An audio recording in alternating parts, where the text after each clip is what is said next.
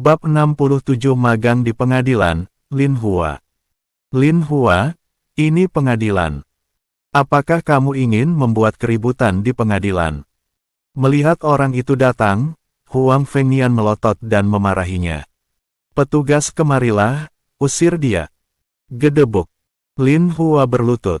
Bukan ke arah Huang Fengnian, tapi ke arah Zhao Ping. Duk duk duk. Lin Hua bersujud 3 kali dan berkata dengan hormat, "Guru, terimalah hormat dari muridmu." Tanpa menunggu jawaban Zhao Ping, dia menoleh ke Huang Fengnian dan berkata, "Tuan Hakim Daerah, Tuan Zhao Ping adalah ahli petugas medis dan memenuhi syarat untuk melakukan praktik kedokteran dan mengobati penyakit. Tuduhan itu tidak berdasar. Kejahatan itu tidak terjadi, sangat tidak pantas untuk dituduhkan padanya. Tolong, saya mohon kepada Tuan Hakim Daerah untuk memberi putusan yang jelas dan adil." Ini. Huang Fengnian terdiam seakan tercekik. Dengan tanggung jawab sebagai seorang petugas medis, guruku memang memenuhi syarat untuk melakukan praktek kedokteran dan menyembuhkan penyakit. Dia hanya bisa melihat ke arah Cao Qing. Cao Qing tertawa terbahak-bahak, "Hahaha, Lin Hua, kamu baru saja menjadi muridnya lalu memberi hormat padanya, bukankah sudah sedikit terlambat? Zhao Pingping menyembuhkan penyakitnya terlebih dahulu, dan kemudian kamu menjadi muridnya. Apa yang dia lakukan sebelumnya memang melanggar hukum dinasti Dawei, dan dia harus dihukum sesuai dengan itu. Saya telah menjadi murid sejak lama." Lin Hua menjelaskan, "Saya pertama kali memberi hormat kepadanya, ketika Tuan Zhao masuk ke aula pengobatan saya. Nona Wen Hui bisa bersaksi tentang ini. Saat itu, Nona Wen Hui tidak sadarkan diri karena serangan panas dan hampir meninggal.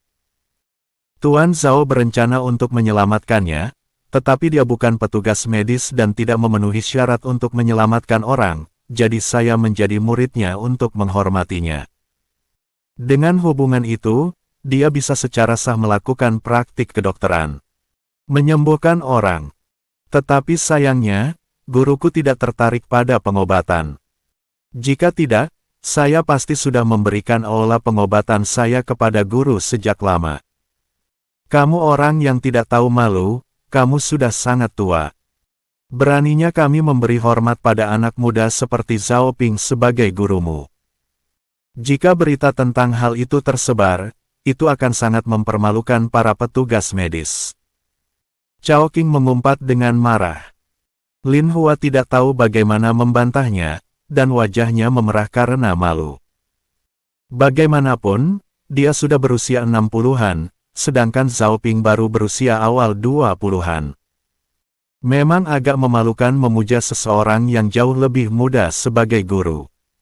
Jika dia tidak ingin membantu Zhao Ping melepaskan diri dari rasa bersalah dan menyelamatkan nyawanya, Lin Hua tidak akan terburu-buru memberi penghormatan sebagai muridnya. Sebaliknya, Zhao Pinglah yang berkata dengan lantang, "Tidak ada senioritas umur dalam belajar, dan yang berprestasilah adalah gurunya." "Oke, itu kata yang bagus." Lin Hua berkata dengan penuh semangat, "Keterampilan medis Tuan Zhao luar biasa. Saya yakin itu, makanya saya bersedia menjadi muridnya. Apakah ada yang salah dengan itu?" Melihat tuduhan ini, Huang Fengnian tidak dapat meminta pertanggungjawaban Zhao Ping. Jadi dia hanya bisa mendesak, "Cao Qing, bahwa Zhao Ping adalah guru Lin Hua dan memenuhi syarat melakukan praktik kedokteran. Tuduhan ini tidak berdasar. Masih ada satu tuduhan lagi. Jika Anda tidak dapat memberikan bukti nyata, Zhao Ping akan dibebaskan.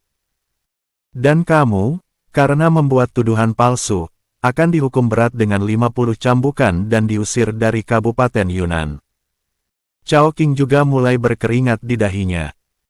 Tapi memikirkan persiapannya, dia mendapatkan kepercayaan diri lagi dan berkata dengan lantang, "Tuan Hakim Kabupaten, Zhao Ping sangat fasih sehingga dia bisa mengubah fakta hitam menjadi putih.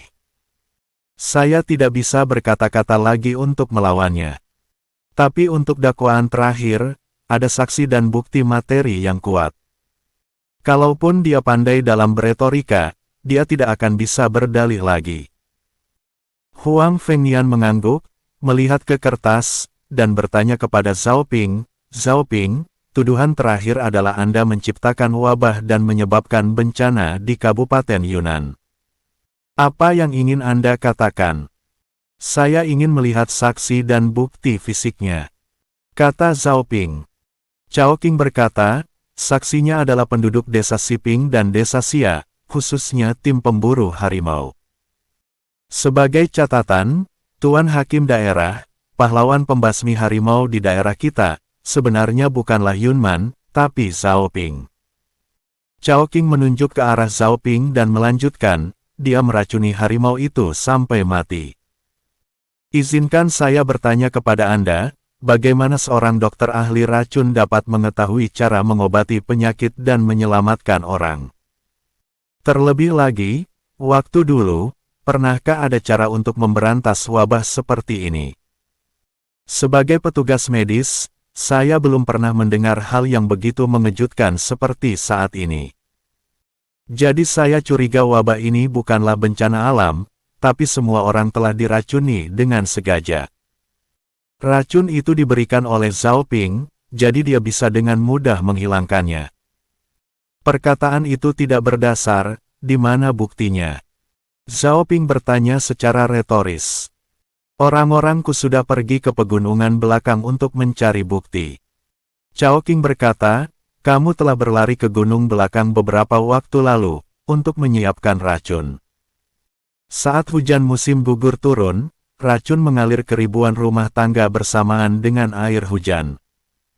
Inilah alasan mengapa sebagian besar orang di Kabupaten Yunnan tertular wabah. Ketika saya menemukan bukti bahwa dia menyiapkan racun, saya ingin tahu apa lagi yang ingin dia katakan. Kalau begitu aku akan menunggu." Zhao Ping berkata dengan acuh tak acuh. Buktinya tidak lebih dari fakta yang dibuat-buat. Sebagai orang modern, tentu Zhao Ping paham trik murahan seperti ini. Terlebih lagi, dia masih punya uang di tangannya. Jika tidak berhasil, dia masih bisa mengeluarkan uang untuk menghindari bencana ini dan membayar Huang Fengnian. "Chao Qing, kamu hanyalah binatang buas karena menuduh Tuan Zhao secara salah tanpa bukti. Mengapa Anda tidak mati saja?" Para penonton tidak mempercayai cerita Chao Qing, mereka berdiri di luar dan terus mengumpat, menyuruh Chao Qing keluar dari Kabupaten Yunnan. Chao Qing mengabaikannya sepenuhnya. Dia hanya perlu menunggu orang-orang itu tenang, dan kemudian dia bisa membawa Zhao Ping ke pengadilan mati. Sebaliknya, hakim daerah tidak tahan lagi. Dia menyarankan kepada Huang Fengnian, "Hakim Huang, ini sudah lewat tengah hari dan bukti fisik Chao Qing belum ditunjukkan. Mengapa kita tidak makan dulu, lalu istirahat sebentar, lalu coba dilanjut lagi di sore hari?" "Baiklah." Huang Fengnian tidak mau mendengarkan omelan orang-orang nakal itu, jadi dia mengangguk setuju. "Biarkan ketua pengawal pengadilan Zhang He menjaga Zhao Ping, dan jangan biarkan juga Chao Qing meninggalkan ruang sidang." Zhao Ping adalah tersangka dan dijaga oleh Zhang He, kepala tim pengawal pengadilan. Chao Qing, sebaliknya, langsung duduk di aula pengadilan dan tidak berani keluar. Dia takut jika dia keluar, dia akan dipukuli sampai mati oleh sekelompok orang yang nakal. Zhao Ping pergi ke aula pengobatan Lin Hua, dan Lin Hua mengundangnya ke ruang dalam, di mana dia berjalan-jalan dengan cemas dan gelisah. Zhang He masih membujuk Zhao Ping untuk melarikan diri. Tapi Zhao Ping berkata dengan percaya diri, "Kamu tidak perlu khawatir, jika musuh datang aku akan melawannya secara langsung. Jika Chao Qing ingin menjebakku untuk sesuatu yang belum kulakukan, dia pasti akan bersumpah palsu, buktinya juga pasti bohong dan itu pasti akan penuh dengan celah. Selama kita menemukan celah kekurangannya, kita bisa mengubah kekalahan menjadi kemenangan." Sulit bagi mereka berdua untuk mengatakan hal lain, tetapi mereka tetap khawatir, bahkan makanan pun tidak lagi terasa enak. Di saat yang sama, Gao Meng juga datang ke rumah Tian. Bertemu Tian Fuhai. Apa katamu? Chao Qing ingin menuntut Zhao Ping. Kenapa? Tian Fuhai bingung saat mendengar penuturan minta tolong Gao Meng. Dia tahu bahwa Zhao Ping tidak lagi seperti dulu, setelah mengatasi wabah, dia akan menjadi pahlawan Kabupaten Yunnan. Sudah terlambat menuntutnya, di mana orang-orang sudah sangat memujanya sebagai pahlawan. Tuan Tian, saya hanyalah seorang pelayan dan tidak memahami hal ini. Gao Meng berkata dengan cemas, ayo cepat pergi. Tuanku telah dibawa pergi oleh petugas pengadilan. Jika kita datang terlambat, kita mungkin tidak bisa lagi menyelamatkannya. Ayah, Tuan Zhao adalah penyelamatku. Sekarang dia dalam masalah, kita tidak bisa hanya duduk diam dan mengabaikannya. Ayah harus pergi dan membantunya secepatnya. Tian Rou tidak tahu kapan dia muncul di aula, mendengar percakapan mereka, dan mendesak. Saya tidak bisa pergi sendiri. Tian Fuhai merenung, tidak peduli bagaimana Anda mengatakannya, Huang Fengnian adalah hakim daerah kelas 7 yang bermartabat. Karena dia berani menangkap Tuan Zhao, dia pasti memiliki beberapa bukti di tangannya. Saya hanya seorang pengusaha, saya tidak bisa menekannya sama sekali. Pergi dan minta sepupumu untuk datang dan katakan bahwa Dewa Abadi Penglai sedang dalam masalah. Ayah, meskipun kamu tidak bisa menekan Huang Fengnian, dengan kamu ada di sana, Huang Fengnian tidak akan berani melakukan kesalahan apapun. Tian Rou menyarankan, pergilah ke Kabupaten Yunnan dulu, dan saya akan mengundang sepupu saya. Kamu dasar gadis kecil. Tian Fuhai menunjuk ke arah Tian Rou dan berkata sambil tersenyum masam, kamu bahkan belum menikah, dan sudah berani menekanku. Jika kamu telah menikah nantinya, apakah kamu masih menganggapku sebagai ayahmu? Ayah, apa yang kamu bicarakan? Aku mengabaikanmu. Wajah Tian Rou memerah karena malu, dan dia menghentakkan kakinya dan berbalik untuk pergi. Menikah. Siapa yang harus dinikahi? Mungkinkah itu Tuan Zhao? Mengapa saya tidak pernah mendengar ayah menyebutkannya? Gao Meng menggaruk kepalanya, tampak bingung. Meskipun Tian Fuhai mengatakan itu, dia juga mengikuti nasihat putrinya, menaiki kudanya dan bergegas ke Kabupaten Yunnan bersama Gao Meng. Bahkan jika dia tidak berencana menikahkan putrinya dengan Zhao Ping, dia tetap harus menyelamatkan Zhao Ping. Bagaimanapun, anggur akasia Zhao Ping dapat memberikan manfaat keuntungan yang besar baginya. Satu toples bisa menghasilkan keuntungan 3.000 tael perak. Jika dia menyeduh lebih banyak, dia juga bisa mendapat keuntungan yang makin banyak pula. Kemudian dia bisa memperluas bengkel tekstilnya dan tidak perlu lagi mengkhawatirkan target produksi kain tahunan. Zhao Ping bukan hanya dewa kekayaannya, tapi juga penyelamatnya. Tidak ada ruang untuk kesalahan, jangan sampai kehilangannya. Tian Rou juga tidak membuang waktu dan meninggalkan rumah dan langsung menuju rumah gubernur. Penjaga itu mengenal Tian Rou dan buru-buru masuk untuk melapor, dan segera bertemu dengan sepupunya Tian Yi. Dewa Abadi Penglai sedang dalam masalah, mohon minta bantuanmu saudaraku. Tian Rou membungkuk dan memberi hormat. Apa? Tian Yi segera mengerutkan kening. Dia baru saja tiba di Provinsi Donghai hari ini, dan Gubernur Peng Yue yang menyambutnya memberinya tugas mencarinya, untuk menyampaikan dekret. Dia berencana untuk mencari tahu alamat Dewa Abadi Penglai dan menyampaikan pesannya besok. Tapi sekarang dia justru mendengar berita bahwa Dewa Penglai sedang dalam masalah, dia terkejut. Apa yang terjadi? Tolong beritahu saya secara detail. Aku juga tidak tahu. Tian Rou menggelengkan kepalanya dan berkata, baru saja, utusan Dewa Abadi Penglai datang ke rumah untuk meminta bantuan, mengatakan bahwa Tuan Penglai telah digugat dan telah ditangkap oleh pengadilan daerah Yunnan. Ayah saya telah pergi ke Kabupaten Yunnan. Tetapi dia adalah seorang pengusaha dan saya khawatir hakim daerah tidak mau mendengarkan, jadi saya datang ke sini untuk meminta bantuanmu, saudaraku. Tian Yi, kamu pasti lelah karena telah bepergian jauh. Silakan beristirahat di rumahku dulu sementara aku yang akan pergi menyelamatkan Tuan Abadi Penglai. Peng Yue berdiri dan berkata, saya datang ke Provinsi Donghai hanya untuk menyampaikan dekret kaisar kepada Dewa Abadi Penglai. Bagaimana kita bisa membiarkan dia mengalami kesialan? Tian Yi berkata, persiapkan kudamu, kita akan segera ke Kabupaten Yunnan sekarang. Peng Yue tidak punya pilihan selain menyiapkan kuda yang cepat. Kasim Lihe mengetahui bahwa Su Tianhua telah kembali ke istana untuk menemui kaisar, tetapi gagal menyampaikan perintah, jadi dia mengikuti Tian Yi ke Kabupaten Yunnan untuk menyaksikan kegembiraan tersebut. Mereka bertiga berkendara cepat ke Kabupaten Yunnan tanpa rombongan pengawalan. Tuan Hakim Daerah, saksi Chao Qing telah tiba dan meminta untuk dipanggil ke pengadilan. Huang Fengnian tidur siang. Sebelum ada yang datang, dia sedang minum teh di ruang kerja. Dia minum 3 teko teh penuh. Baru sekitar tengah hari barulah seorang pelayan datang untuk melapor. Para saksi akhirnya telah tiba. Huang Fengnian menghela nafas dan bertanya, apakah kamu yakin para saksi itu bisa mengalahkan Zhao Ping? Bawahan tidak yakin. Pelayan itu tersenyum pahit dan menggelengkan kepalanya. Yakinlah, Hakim Huang, orang-orang saya telah menemukan alat Zhao Ping untuk membuat racun.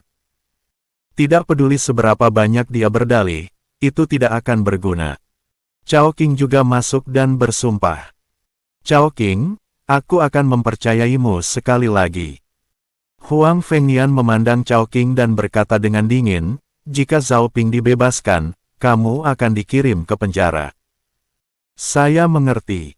Kali ini saya telah membuat persiapan yang cukup untuk memastikan Zhao Ping dapat dihukum. Chao Qing mengatakan ini, tapi dia memaki Huang Fengnian di dalam hatinya. Hakim anjing ini ingin menggelapkan uang Zhao Ping, tetapi dia menimpakan semua kesalahan padanya. Namun dia hanya mengumpat dalam hati dan tidak khawatir sama sekali. Lagi pula, dengan semua saksi dan bukti material sudah siap, Zhao Ping tidak bisa lolos dari kematian lagi.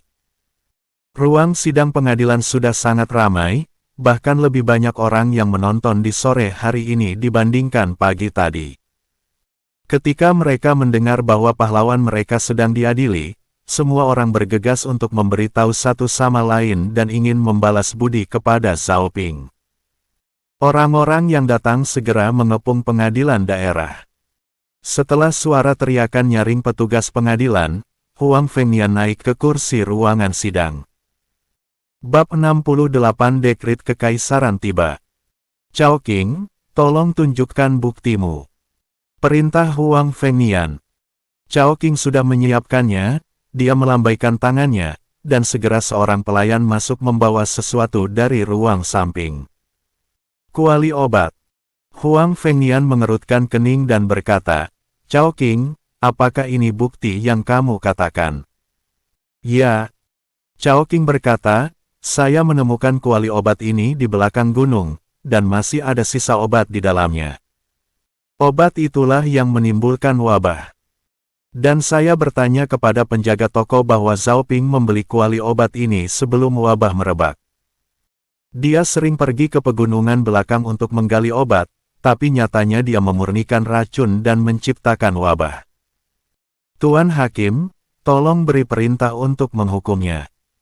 Sekarang semua saksi dan bukti fisik sudah ada, ayo tangkap Zhao Ping, masukkan dia ke penjara, dan segera eksekusi. Huang Fengnian memanfaatkan situasi ini dan berkata, Hakim Huang, saya keberatan. Kata Zhao Ping menyela. Sebagai penjahat, Anda tidak punya hak lagi untuk berbicara di sini. Tangkap dia secepatnya dan bawa dia ke penjara. Huang Fengnian ingin menyelesaikan kekacauan itu dengan cepat dan memberi perintah lagi. Zhao Ping terdiam. Apakah saya benar-benar harus menggunakan kekerasan? Apakah saya benar-benar harus memaksakan diri untuk memberontak? Saat itu, Terdengar teriakan dari luar, "Tunggu sebentar. Hakim Huang, Tuan Zhao mengajukan keberatan, tetapi Anda tidak membiarkan dia berbicara. Bukankah ini terlalu sewenang-wenang?" Mengikuti suara itu, seorang pria parubaya yang masih gagah keluar dari kerumunan, Tian Fuhai lah yang tiba tepat waktu. "Tuan Tian, saya sedang menangani kasus. Bukankah tidak pantas bagi pengusaha seperti Anda untuk mendikte di sini?" Huang Fengnian mengerutkan kening dan berkata, "Petugas kemarilah, bawa Tuan Tian untuk beristirahat di ruangan bagian dalam. Setelah saya selesai menangani kasus ini, saya bisa minum teh bersama Tuan Tian sambil mengenang masa lalu." Huang Fengnian benar-benar tidak bisa ditekan. Tian Fuhai menghela nafas dalam hatinya, dan pada saat yang sama dia bertanya-tanya, mengapa Huang Fengnian bersikeras menghukum Zhao Ping. Tampaknya satu-satunya cara untuk menstabilkan Huang Fengnian adalah dengan uang kertas. Tian Fuhai mengambil keputusan, mengangkat lengan bajunya, dan memperlihatkan uang kertas di dalamnya. Zhao Ping tidak dapat melihat gerakan kecilnya dan berpikir bahwa Huang Fengnian tidak menggubris wajah Tian Fuhai, jadi dia berkata dengan keras, "Hakim Huang, Ma Jiu menyerang saya larut malam beberapa hari yang lalu, tetapi masih banyak dokumen yang tertinggal di belakang. Apakah kamu tidak ingin melihatnya?" Zhao Ping berencana menggunakan ini untuk mengancam Huang Fengnian, jadi dia harus melewati rintangan saat ini terlebih dahulu. Tak disangka, hal itu langsung membuat marah pihak lain. Huang Fengnian menamparkan gagang palu dengan keras dan berteriak dengan marah, "Yah, idiot Zhao, sebenarnya sudah bagus jika kamu tidak menyebutkan ini. Ketika kamu sudah menyebutkan ini, saya ingat bahwa Ma Jiu baru saja mengunjungi gunung belakang dan melewati Siping. Itu mulai turun hujan di desa. Kau membunuhnya saat dia bersembunyi dari hujan. Jika kamu membunuh seseorang, kamu harus membayarnya dengan nyawamu. Sekarang diketahui pula bahwa Anda menyebabkan wabah dan menimbulkan masalah di Kabupaten Yunnan. Anda akan dihukum atas kedua kejahatan tersebut. Hakim daerah ini telah menjatuhkan hukuman dan akan segera dieksekusi. Gantung kepalanya di atas gerbang kota agar terkena sinar matahari selama 7 hari sebagai peringatan bagi orang lain. Jika Zhao Ping terbunuh, semua uang dan harta bendanya akan menjadi miliknya." Namun kali ini, terdengar lagi teriakan dingin dari penonton. "Huang Fengnian, Anda memiliki otoritas resmi yang luar biasa." Saat kerumunan memberi jalan, 3 orang masuk dari luar. Huang Fengnian hampir lumpuh ketakutan saat melihat jelas siapa yang datang. Dia buru-buru meninggalkan kursi sidang, bergegas menemui orang-orang itu, lalu segera membungkuk. "Aku tidak tahu Tuan Gubernur akan datang, dan aku tidak segera menyambutmu dengan baik. Mohon maafkan aku." "Huang Fengnian, saya ingat dokumen yang Anda kirimkan beberapa hari yang lalu. Di situ dikatakan bahwa Ma Jiu menyerang dan hendak membunuh Tuan Zhao di malam hari dan justru Ma Jiu yang dibunuh. Kenapa sekarang, dia justru dibunuh saat berlindung dari hujan?" Peng Yue berkata dengan dingin, "Begini caramu menangani kasus. Itu nyawa yang berharga. Aku tahu kesalahanku." Huang Fengnian berkata dengan gemetar, "Apa yang salah?" Peng Yue berkata dengan marah, "Selama hukum ditegakkan secara tidak memihak, apa salahnya? Cobalah sidangkan kasusmu dengan hati-hati, aku di sini untuk mendengarkan." "Ya." Huang Fengnian kembali ke kursi sidang dan memerintahkan petugas untuk memindahkan beberapa bangku agar mereka bisa duduk. "Keponakan tertuaku, Zhao Ping ini adalah dewa pengelai abadi." Baru pada saat itulah Tian Fuhai menemukan kesempatan untuk berkata kepada Tian Yi, dia dituduh bersalah oleh Cao Qing, dan Huang Fengnian tidak peduli tentang segala fakta persidangan. "Apa? Dia adalah dewa abadi pengelai." Sebelum Tian Fuhai selesai berbicara, Tian Yi terkejut dan berkata, "Apakah kamu yakin? Apakah dia yang menulis puisi itu?" "Benar." Tian Fuhai mengangguk, dan dia juga yang menyeduh anggur akasia.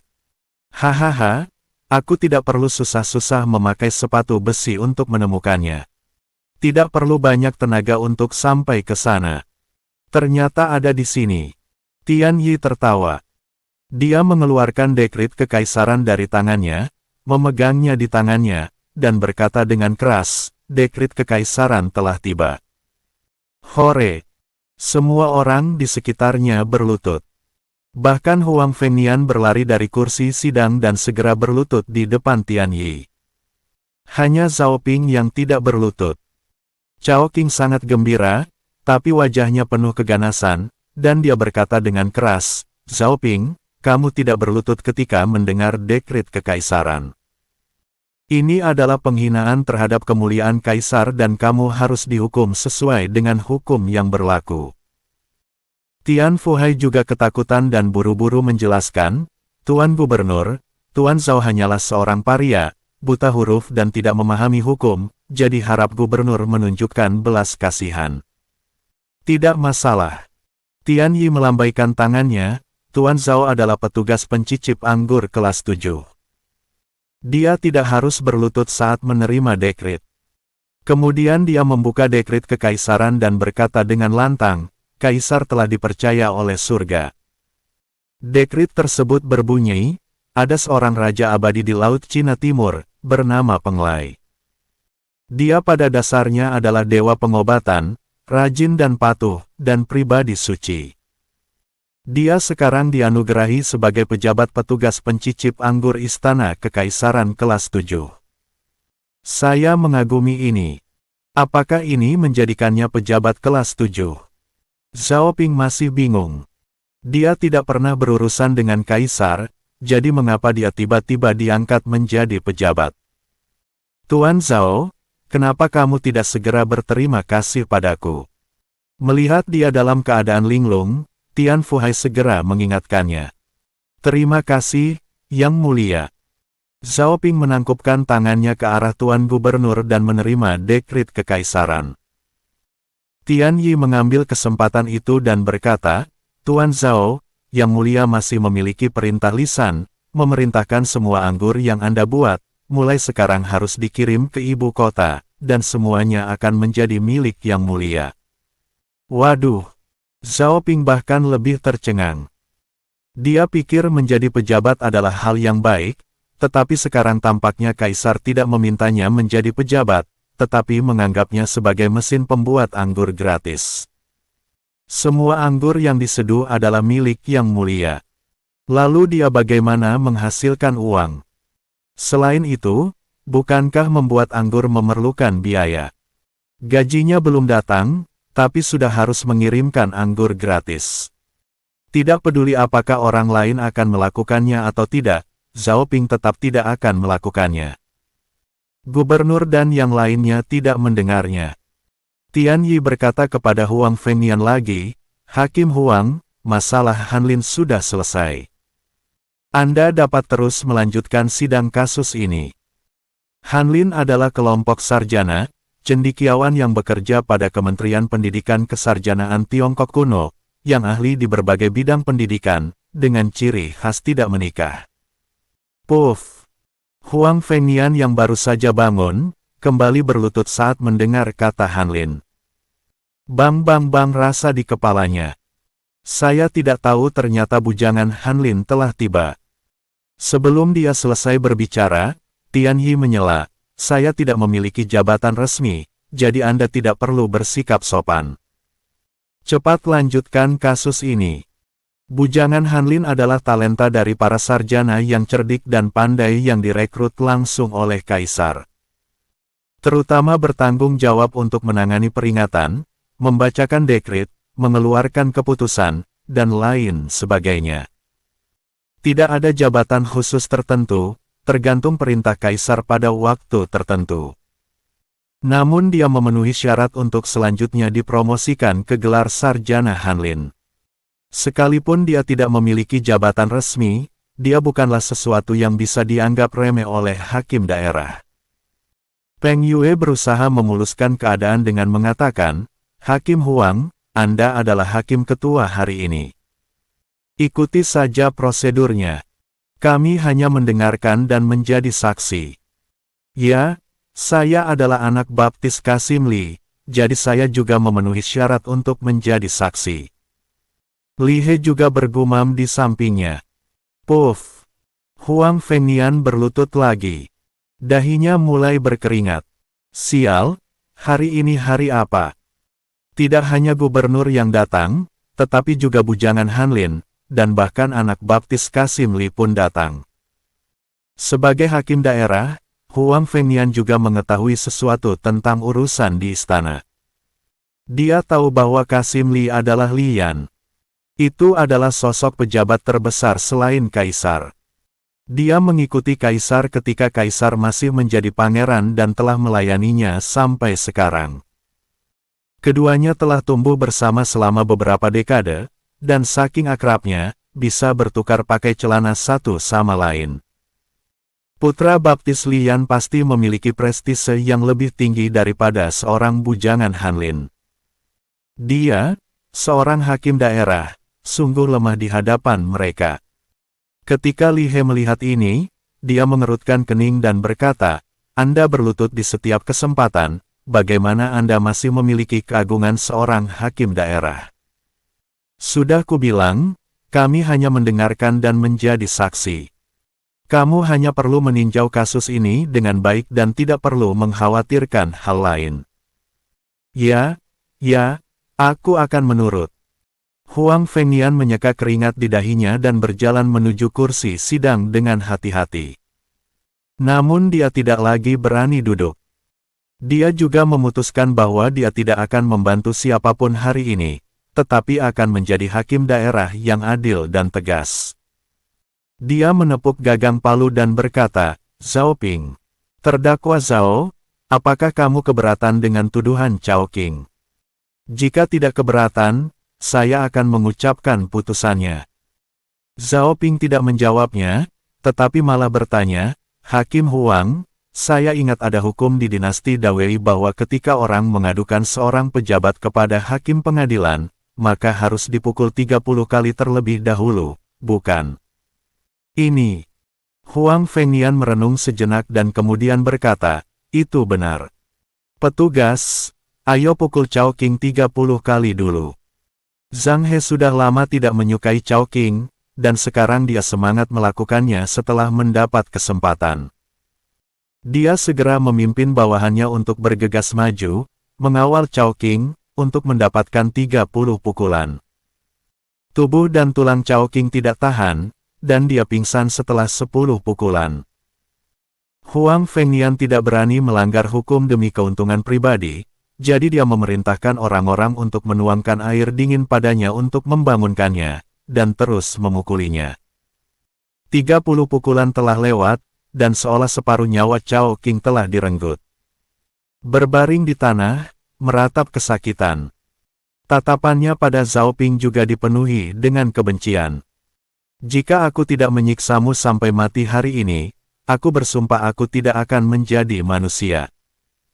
Chao Qing diam-diam bersumpah di dalam hatinya, lalu berkata kepada Huang Fengnian, Hakim Huang, sekarang saya telah dipukuli, bolehkah segera dibacakan hukumannya? Pembacaan hukuman. Zhao Ping mencibir dan berkata, Chao Qing, kamu mengatakan bahwa kuali obat ini digunakan olehku untuk memurnikan racun, dan juga mengandung residu racun. Apakah kamu berani meminumnya? Jika gejala wabah memang muncul setelah meminumnya, maka saya akui. Tetapi jika kamu aman-aman saja, Chao Qing, berarti kamu telah salah menuduhku. Setelah menjadi petugas pencicip anggur, Zhao Ping juga tampil resmi. Ini menyentuh hati Chao Qing menjadi sangat ketakutan, dan dia berkata kepada anak buahnya, Xiao Jiu, pergi ambil dan minumlah. Puff. Tanpa diduga, Xiao Jiu langsung berlutut di ruang sidang. Dia bersujud kepada Huang Fengnian dan berkata, tolong jangan hukum saya, oh Tuhan, kuali obat ini hanya berisi abu rumput, bukan racun. Chao Qing memberiku 5 tael perak, agar aku makan abu rumput, dan berpura-pura tertular flu, berniat menjebak Tuan Zhao. Tuan Zhao telah menyembuhkan orang tua saya, yang merupakan penolong orang tua saya, yang seolah terlahir kembali.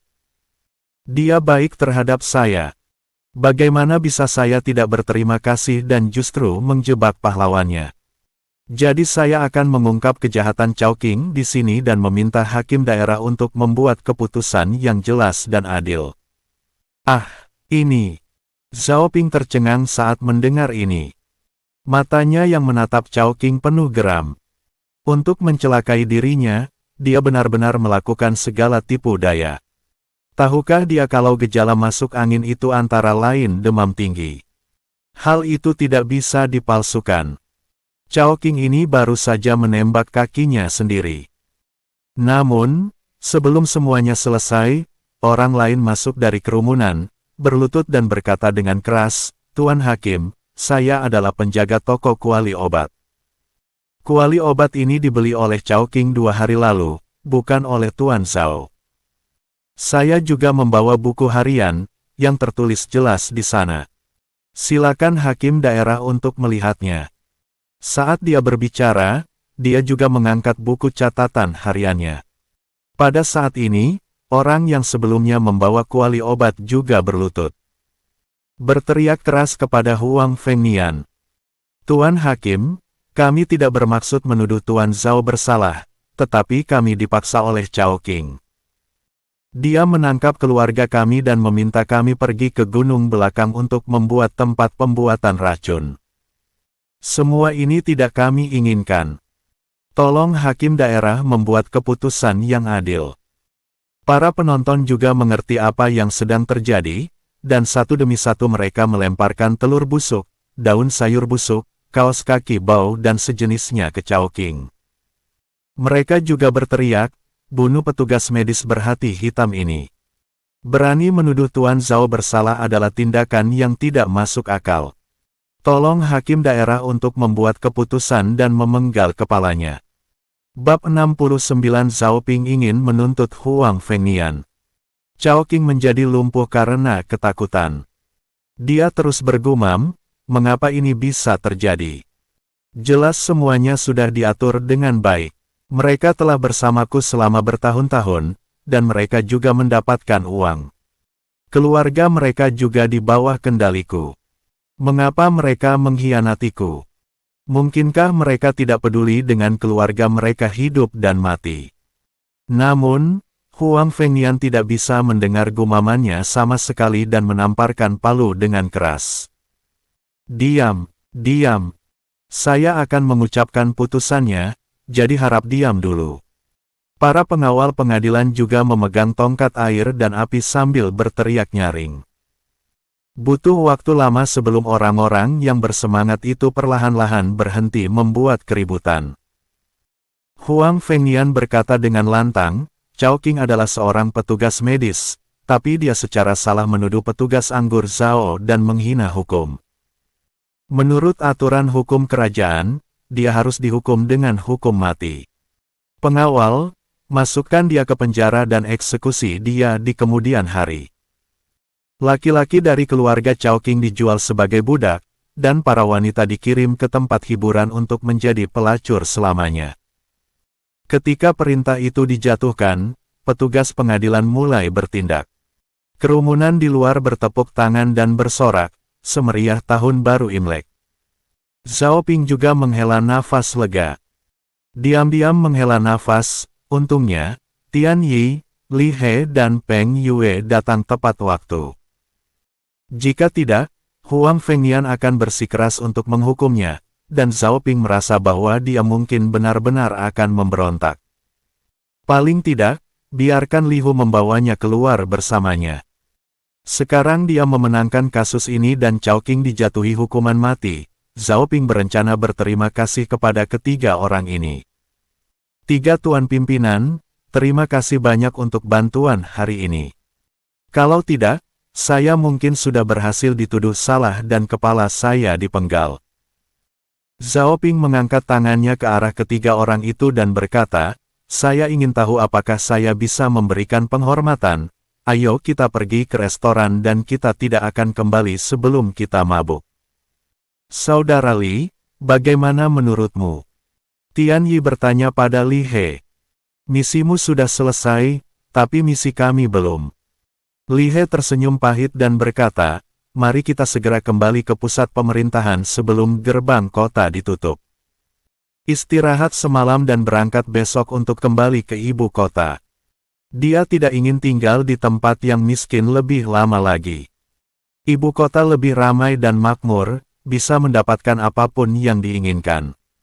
Saudara Li, saya baru kembali dari kunjungan luar dan ingin menghabiskan beberapa hari lagi bersama keluarga saya. Saya khawatir saya tidak dapat kembali ke ibu kota bersama Anda. Tian Yi meminta maaf. Seperti yang Anda inginkan. Li He juga tidak memaksakannya. Zhao Ping datang, mengeluarkan 2 uang kertas dari tangannya dan menyerahkannya. Kedua pimpinan telah melakukan perjalanan ribuan mil untuk menjalankan misi dan telah bekerja keras sepanjang perjalanan. Ini adalah penghormatan kecil dari bawahan. Mohon terimalah. Ketika Li He melihat bahwa itu adalah uang kertas perak bernilai 1000 tael, matanya berbinar dan dia menerimanya tanpa sungkan. Tian Yi awalnya ingin mengatakan itu terlalu banyak. Untuk menyampaikan dekret kekaisaran, sebenarnya banyak memakan biaya dalam perjalanan. Zhao Ping memberinya 1000 tael perak, yang merupakan uang yang banyak. Tapi melihat Li He menerimanya, dia tidak punya pilihan selain menerimanya juga. Li He menepuk bahu Zhao Ping dan berkata dengan gembira, "Pejabat Zhao, kamu sangat bijaksana. Jika Anda memiliki kesempatan untuk pergi ke ibu kota di masa depan, Anda bisa singgah ke rumah kami. Kami tidak dapat menjamin untuk memberikan banyak hal, tetapi paling tidak bisa membantu Anda mengenal ibu kota." Terima kasih pimpinan. Zhao Ping membungkuk dan mengucapkan terima kasih. Namun di dalam hatinya, dia merasa sangat meremehkan.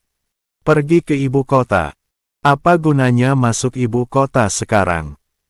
Itu adalah pusat kekuasaan dan politik di negara ini, di mana banyak trik dan intrik. Zhao Ping tidak menyukai suasana seperti itu. Bukankah menyenangkan menjadi orang kaya di daerah kecil seperti Kabupaten Yunnan? Jika saya benar-benar ingin pergi ke sana, tunggu saya punya cukup kekuatan. Berdiri tegak secara mandiri. Setelah meninggalkan pengadilan, Zhao Ping dengan sengaja memperlambat langkah dan mengambil kesempatan itu untuk bertanya kepada Tian Fuhai dengan suara rendah, "Tuan Tian, bolehkah saya menuntut Huang Fengnian?" "Kamu ingin menuntutnya?" Tian Fuhai terkejut. Ketika rakyat mengadukan pejabat ke pengadilan, mereka harus terlebih dahulu dipukul sebanyak 30 kali. Bisakah tubuh kecil Zhao Ping menahannya? Mengapa? Tian Fuhai bertanya secara retoris. Sepertinya gugatan Chao Qing kali ini, tak akan terlaksana tanpa persetujuan Huang Fengnian. Kalau hanya sendirian, saya meragukan Chao Qing. Zhao Ping berkata dengan dingin, Huang Fengnian ingin menghancurkanku. Bagaimana aku bisa berpura-pura tidak terjadi apa-apa? Apakah ada bukti? Tian Fuhai bertanya. Tidak ada bukti bahwa dia menjebakku.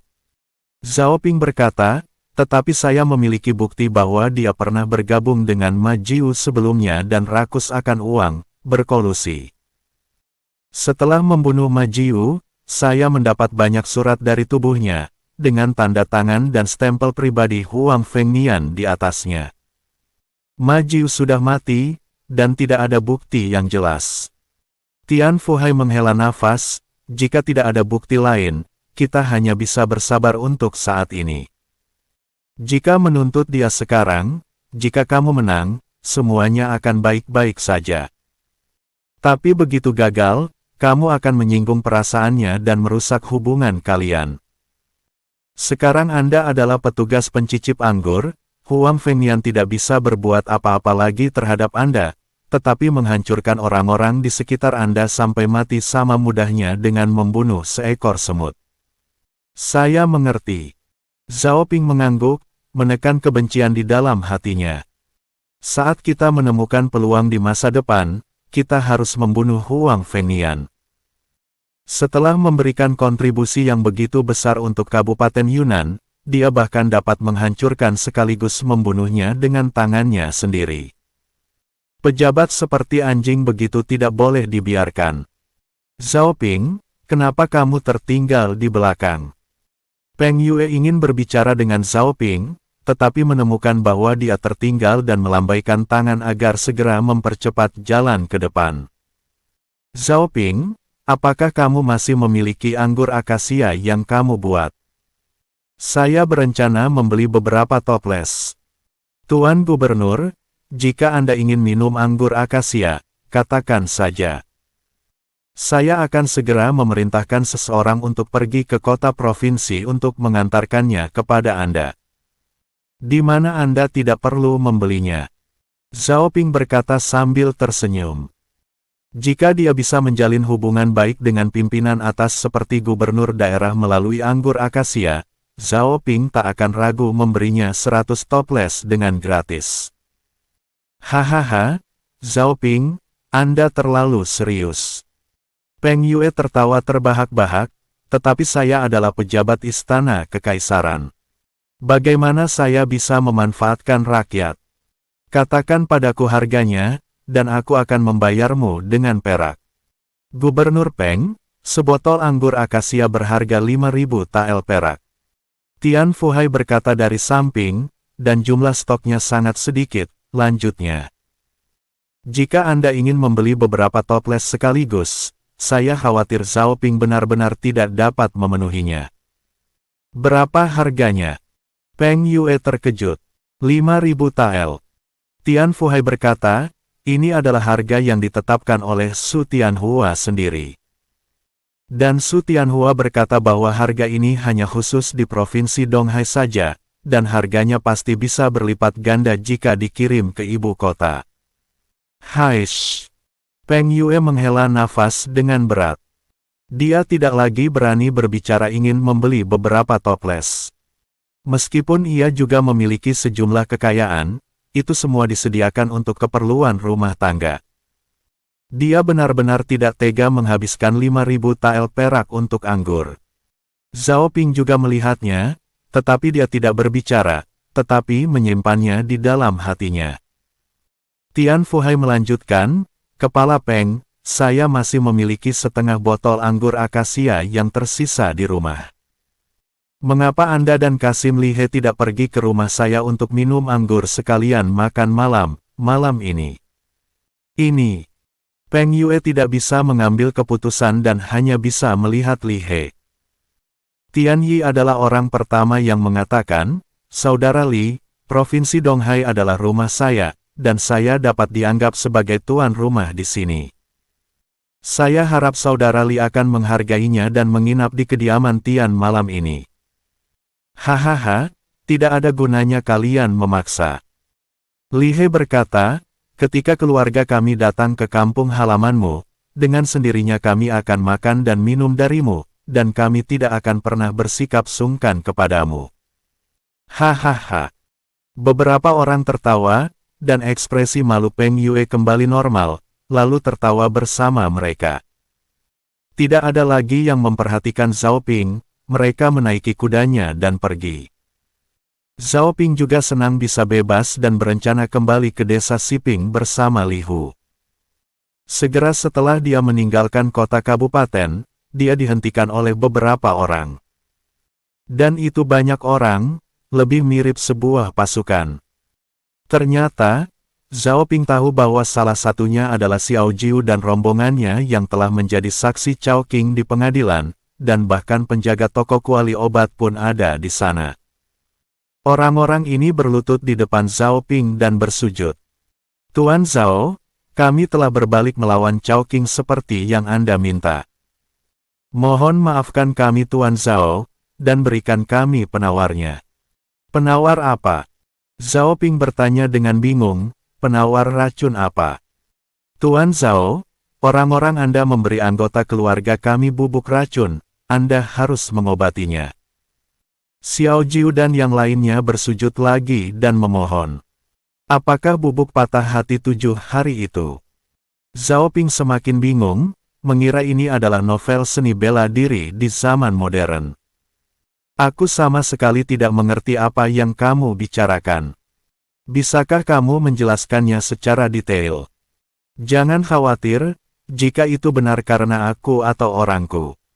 Kalian telah membantuku menggagalkan gugatan Chowking, aku pasti akan membantumu sebanyak mungkin yang saya bisa. Tuan, begini ceritanya yang telah kami lakukan. Saat ini, Yunman datang dari belakang. Ada beberapa orang di belakangnya. Ada pria dan wanita, tua dan muda. Ketika orang-orang ini melihat Xiao Jiu dan yang lainnya berlutut di tanah, mereka segera bergegas maju. Ayah, ibu, adik, kakak, adik ipar, kamu, kenapa kamu semua dibiarkan pulang? Pahlawan inilah yang menyelamatkan kita. Orang-orang itu menangis dan menunjuk ke arah Yunman dengan penuh rasa terima kasih. Yunman, apa yang terjadi? Zhao Ping juga tidak mengerti dan bertanya. Tuan, setelah Anda dibawa pergi oleh petugas pengadilan, Kapten Xiaoquan meminta Muyun dan saya pergi ke rumah Chowking. Yunman menceritakan kisah itu dengan lengkap. Dia dan Liu Muyun bertanggung jawab mengendalikan keluarga saksi yang disandera oleh Chowking dan sekaligus menggunakan para saksi melawan balik Chowking untuk mencabut surat gugatan tersebut. Akan tetapi, tidak ada seorang pun dari anggota keluarga Chowking yang terlihat. Lalu saya bertemu Xia Zixue. Xia Zixue membawa Yunman untuk mengamankan anggota keluarga Xiao Jiu dan keluarga lainnya. Dia juga yang memberikan obat tersebut, termasuk kepada penjaga toko di toko kelontong dan memberitahunya bahwa itu adalah bubuk racun 7 hari, lalu meminta mereka untuk mengungkapkan kebenaran tentang tuduhan Chowking terhadap Zhao Ping. Pada saat yang sama, Liu Muyun diminta kembali ke desa Siping dan membawa Xiaoquan menjaga gunung belakang untuk menangkap Xiao Jiu dan yang lainnya hidup-hidup. Dia juga memberi mereka bubuk racun hati 7 hari dan meminta mereka untuk melawan Chowking di pengadilan. Tidak heran Xiao Jiu dan yang lainnya pada akhirnya berbalik melawan Chowking, ternyata itu adalah peranan Xia Zixue dan yang lainnya. Zhao Ping menghela napas dan bertanya, di mana saudara Zixue? Paman Zixue berkata meskipun Chowking telah jatuh kalah, namun Huang Fengnian masih ada di sana. Yunman menjelaskan, gugatan Chowking terhadapmu pasti terinspirasi oleh Huang Fengnian, jadi Paman Zixue tetap tinggal di kota kabupaten untuk memantau setiap gerakan Huang Fengnian. Bagus sekali. Zhao Ping menepuk bahu Yunman dan berkata dengan gembira. Dia bahkan lebih puas dengan keputusannya untuk merekrut kembali Xia Zixue. Jika Xia Zixue tidak mengambil tindakan hari ini, tidak ada yang bisa menjamin apa yang akan terjadi. Kemudian dia berkata kepada orang-orang itu, saya baru saja bertanya pada orangku. Tidak benar ada bubuk racun hati 7 hari. Yang dia berikan kepada Anda hanyalah beberapa pil herbal, yang tidak berbahaya bagi tubuh, justru bermanfaat buat tubuh. Benarkah? Xiao Jiu dan yang lainnya bertanya. Kelak. Keluarga mereka menamparkan kepala mereka. Puas menamparkan, mereka terus mengutuk, Tuan Zhao adalah seorang pahlawan yang baik bagi keluarga kita, bagi Kabupaten Yunnan. Mengapa dia berbohong kepada kita? Jika Tuan Zhao tidak membantu, mungkin kita akan dipukuli sampai mati oleh bawahan bajingan Chowking itu. Sekarang orang-orang Tuan Zhao telah menyelamatkan hidup kita. Bahkan jika dia benar-benar memintamu mati, kamu harus mematuhinya. Ya, aku tahu kesalahanku. Xiao Jiu dan yang lainnya berkata dengan wajah merah. Dia bersujud kepada Zhao Ping lagi untuk mengungkapkan rasa terima kasihnya dan mengucapkan permohonan maaf. Zhao Ping sedang terburu-buru untuk kembali ke desa Siping, jadi dia tidak sungkan kepada mereka. Dia mengucapkan beberapa patah kata dan pergi bersama Yunman. Namun, tak jauh dari situ, dia bertemu seseorang lagi. Dan itu adalah pasukan yang besar. Saat itu sangat gelap sehingga mustahil untuk melihat dengan jelas. Selain itu, langit telah menjadi gelap, dan tidak mungkin untuk mengetahui apakah itu musuh atau teman. Apakah dia akan bertemu bandit? Zhao Ping terkejut.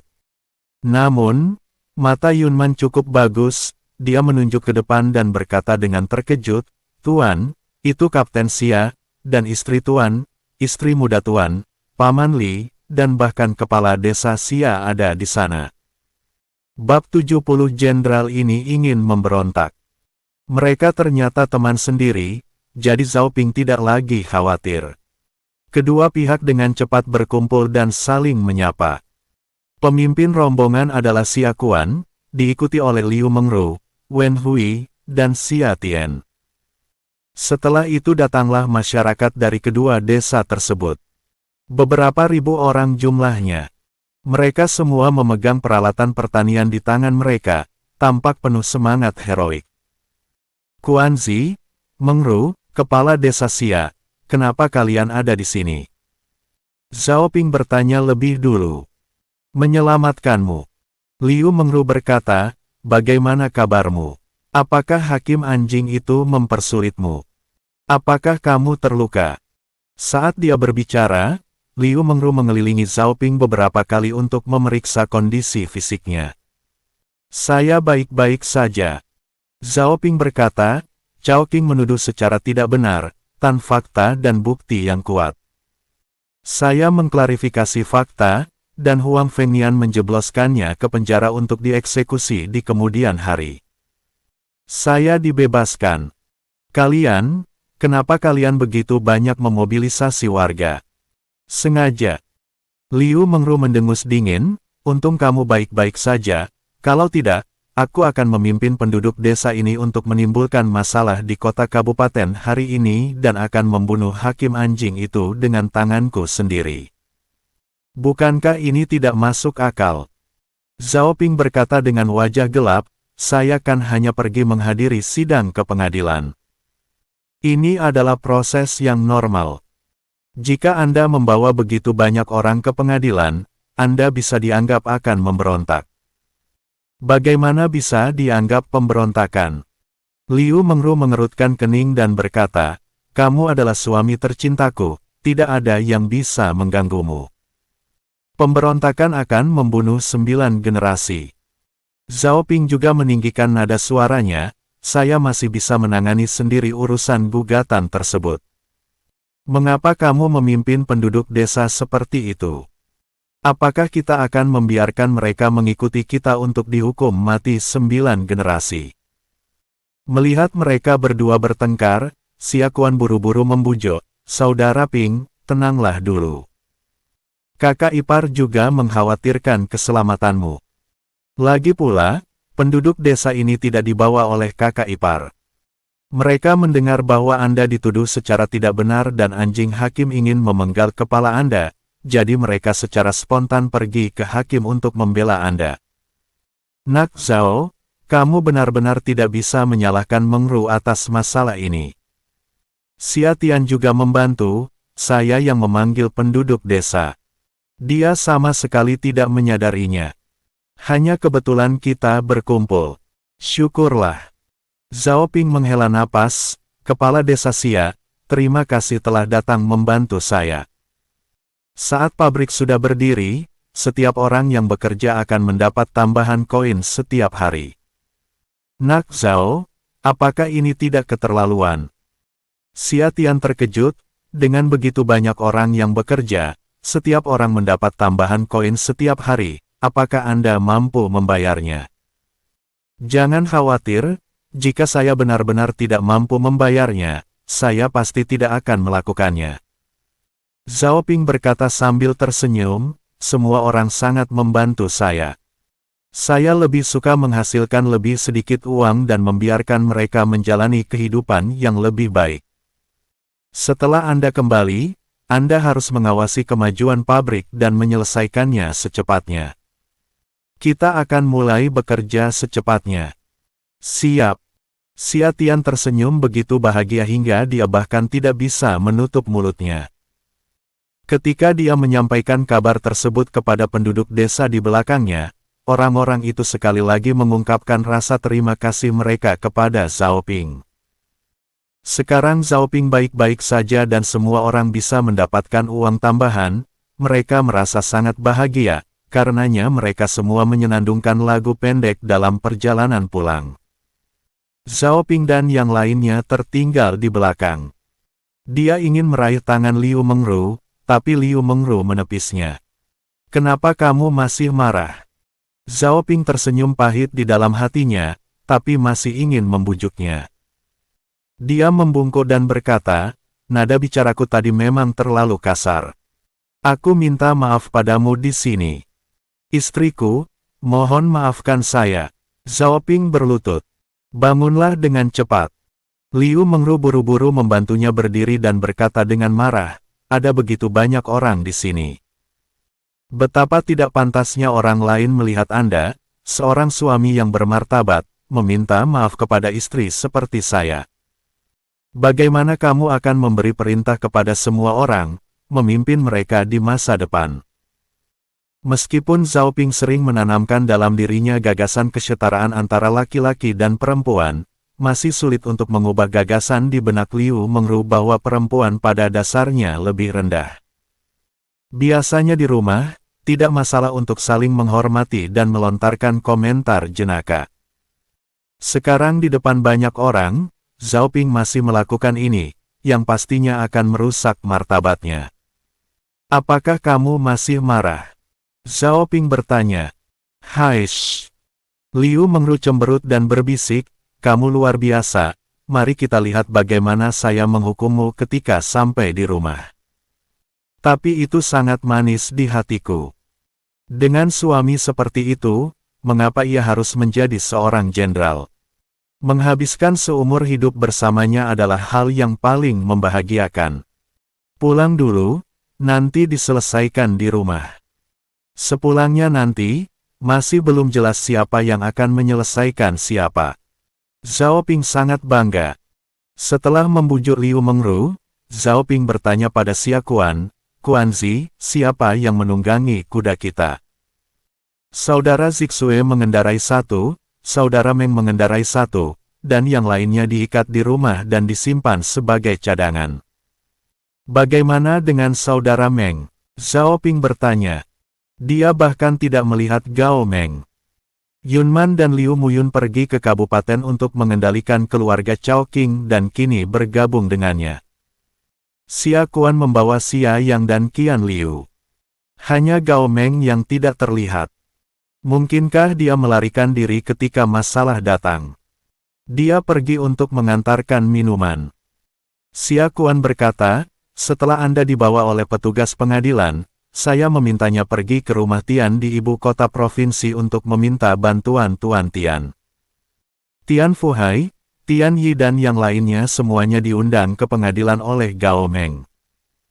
Setelah kasusnya selesai disidangkan, sebenarnya dia ingin menyapamu, tapi karena terlalu banyak orang di sekitarmu, jadi dia tidak ingin mengganggu, jadi dia hanya menunggu di luar. Dia mendengar bahwa Anda ingin mengantarkan anggur ke rumah Tuan Gubernur, namun mengingat hari sudah larut, dia tidak menunggu Anda lagi untuk melaporkannya dan dia bergegas pulang ke rumah untuk mengambil anggur. Dia bertemu kami dalam perjalanan dan membicarakan masalah ini, jadi saya membuat keputusan sendiri dan memintanya untuk membawa 10 botol anggur akasia ke rumah Tuan Gubernur. Tian Fuhai, Peng Yue, Tian Yi, dan Kasim Li, masing-masing diberi 2 toples, dan 2 toples lainnya disediakan untuk mereka minum malam ini. Saya pikir ini adalah cara terbaik berterima kasih atas bantuan mereka hari ini. Hahaha, kerja bagus. Zhao Ping menepuk bahu Xia Kuan dan memuji, "Kamu menjadi semakin cerdas sebagai seorang pemimpin." Semuanya hasil yang diajarkan dengan baik oleh Saudara Ping. Xia Kuan berkata dengan penuh terima kasih. Ini sepenuhnya benar. Zhao Ping tidak hanya mendirikan basis pelatihan untuk meningkatkan kebugaran fisik mereka. Kelas literasi juga diadakan. Terutama menargetkan Xia Kuan, anggota tim paling awal. Dia sendiri adalah gurunya, dan yang diajarkan adalah 36 strategi. Seperti menyembunyikan kebenaran, membunuh seseorang dengan pisau pinjaman, membuat klaim palsu di timur dan menyerang di barat, dan sebagainya. Zhao Ping memberi tahu mereka dengan jelas. Apa yang sebenarnya sudah mereka lakukan, adalah hasil dari pengajarannya. Xia Kuan menugaskan Yun Men dan Liu Muyun untuk mengendalikan keluarga Chowking dan orang-orang bayarannya. Hal ini untuk menekan mereka dalam memberikan kesaksian di pengadilan untuk menyelamatkan Zhao Ping. Ini disebut dengan teknik menyembunyikan kebenaran. Gao Meng diminta pergi ke kota provinsi untuk mengundang Tian Fuhai dan yang lainnya untuk membantu. Ini disebut teknik menyerang lawan dengan pisau pinjaman. Untuk memaksa Xiao Jiu dan yang lainnya berbalik melawan Chowking, ini berarti berlawanan dengan intuisi. Menggunakan teknik klaim palsu yaitu terlihat menyerang ke barat padahal ke timur. Ketika sebelumnya Zhao Ping hendak mengajarinya belajar, Xia Kuan hanya berpikir bahwa dia akan belajar cara menulis dan membaca. Baru setelah sesuatu terjadi, Xia Kuan menyadari bahwa ini semua tentang seni perang. Dan itu sangat mudah digunakan. Dengan cara ini, kelompok itu kembali ke desa Siping sambil berbicara dan tertawa. Waktunya mandi, waktunya tidur. Segera, desa Siping dan desa Xia berangsur-angsur menjadi sunyi. Hanya di ruang tidur rumah Zhao Ping, suara derit tidak ada habisnya dan terdengar sangat menyenangkan. Pada saat yang sama, di kota provinsi Donghai, di rumah Tian Fuhai masih terang benderang. Ada 5 orang yang duduk di aula utama. Orang yang duduk di kursi utama adalah Li He, dan yang duduk di sampingnya adalah Li Heran. Lalu ada Tian Yi, Peng Yue, dan yang terakhir adalah Tian Fuhai. Ada meja besar berisi makanan lezat dari berbagai menu, mereka asik mengobrol sambil makan.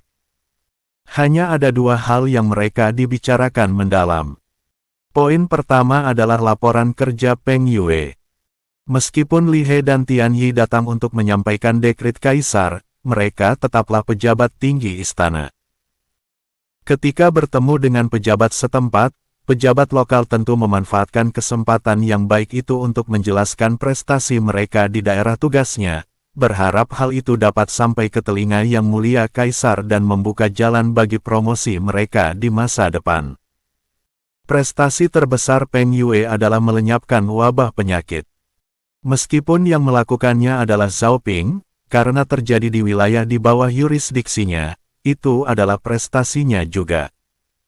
Misalnya, mendesak keluarga Tian untuk membuat masker, mengumpulkan bahan obat, dan lain-lain. Tentu Peng Yue sedikit melebih-lebihkannya, dan dia membuat beberapa klaim yang konyol. Li He juga sering mengangguk dan memuji Peng Yue karena mencintai rakyatnya seperti anak sendiri. Layaknya pertukaran bisnis, suasananya cukup harmonis. Poin kedua adalah ketika Tian Yi kembali ke kampung halamannya, dia harus membantu pamannya. Tentu saja, dia akan bertanya kepada Tian Fuhai tentang kesulitannya saat ini. Tian Fuhai tidak menyembunyikannya, dan langsung berkata, "Keponakanku sayang, aku ingin meminjam 500.000 tael perak dari bank, tapi sayangnya aku tidak bisa meminjamnya tanpa penjamin." "Mengapa meminjam begitu banyak uang?" Tian Yi bertanya dengan cemberut. "Saya berencana memperluas bengkel tekstil, dan ada beberapa pabrik lain yang ingin saya perluas untuk merekrut lebih banyak pekerja," kata Tian Fuhai. "Lupakan saja." Tian Yi berkata dengan acuh tak acuh, dunia sedang tidak damai sekarang, dan pertempuran terus-menerus terjadi. Ada Xiongnu dan Xianbei di utara, Xiliang dan Tubo di barat, Dali di selatan, Kerajaan Zhao di selatan, dan Goguryeo di timur. Mereka semua mendambakan tanah subur dinasti Dawei kita, dan mereka mungkin menyerang kapan saja.